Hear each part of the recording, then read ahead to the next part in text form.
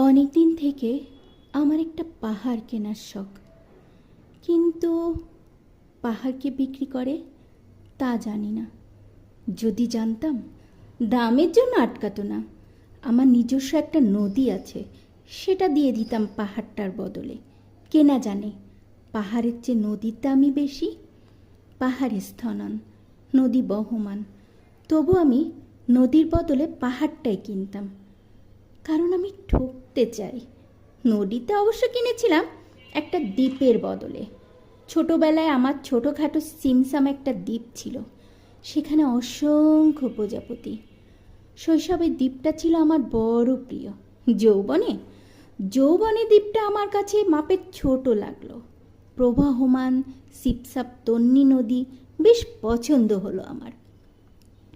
বন্ধুরা বলল, ওইটুকু একটা দ্বীপের বিনিময়ে এত বড় একটা নদী পেয়েছিস, খুব জিতেছিস তো মাইরি। তখন আমি জয়ের আনন্দে বিহ্বল হতাম। তখন সত্যি আমি ভালোবাসতাম নদীটিকে। নদী আমার অনেক প্রশ্নের উত্তর দিল, যেমন, বলো তো আজ সন্ধেবেলায় বৃষ্টি হবে কি না।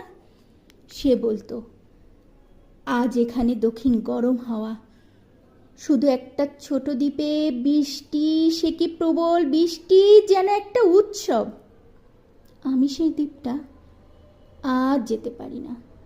সে জানতো, সবাই জানে, শৈশবে ফেরা যায় না আর। এখন আমি একটা পাহাড় কিনতে চাই।